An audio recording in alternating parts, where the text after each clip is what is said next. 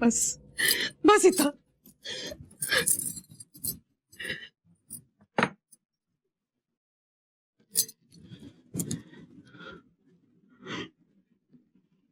सावी, अगं काय गळा तुझा अवतार हा. लोक तुला दगड शेण चिखल मारतात. बाई हे हाल सगळे कशासाठी. रोजचं मरण कशा पाय ग बाई. सावी मला सांग, अगं तुझ्या जिव्हारी दगड लागला असता, तुझा डोळा फुटला असता तर आम्ही काय करायचं ग. बोल ना ग.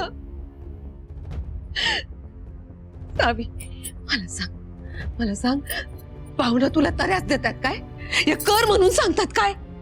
नाही. अगं बाई, मग कशा पायी या फंदात पडलीस. एवढा चिखल अंगावर घेण्यापरीस मला जमणार नाही म्हणून सरळ सांगून टाकायचं ना. अगं त्यासनी नाही सांगता आलं तर आम्हासनी सांगायचं. आम्ही समजावून सांगितलं असतं की पाहुण्यासनी. बाई, सोन्यासारखा संसार करायचा सोडून हे भिकेचे डोळे कशा पाय ग. मला सांग सावी, तू ये जर काय करतेस ते तुझ्या सासू सासऱ्यासनी तरी पटतंय का ग. नाही ना. नेवसे पाटलांच्या घराण्याला शोभल अशी तुझी वर्तणूक आहे का ग सावी. आई बाईला रोज चुलीसमोर बसून भाकऱ्या भाजून घेताना पाहतो आपण.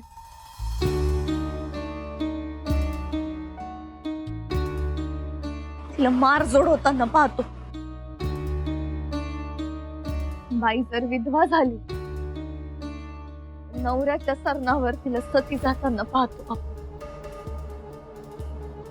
आणि जर ती सती नाही गेली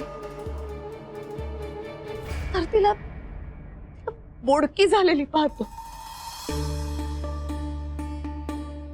जर तिला सवत आणली तर पहिली बायको आपलं संपूर्ण आयुष्य ओसरीवर घालवते, ते बी पाहतो आपण. बावनखणीतला बायकांचा व्यापार पाहतो आपण. बाई विकल्या जाते तिथं. लोक काय करतात गाई तेव्हा. लोक बघतात आणि काना डोळं करून निघून जातात.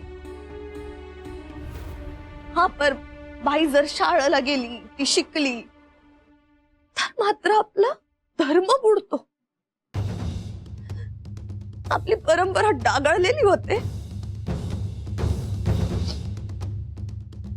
लईच नामुष्की होत असेल ना ग आई.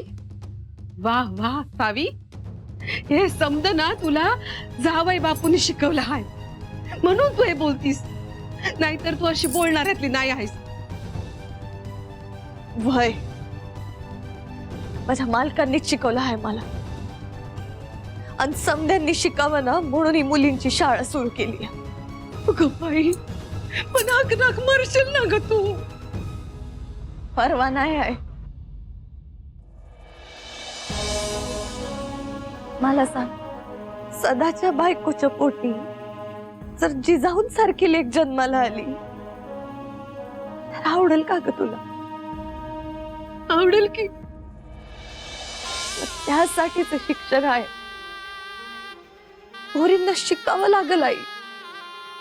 फुलांची वेल जर फुलवंती करायची असेल तर आपण ओतप्रोत जीवन रस देतो ना तिला, तव कुठं ती बहरते.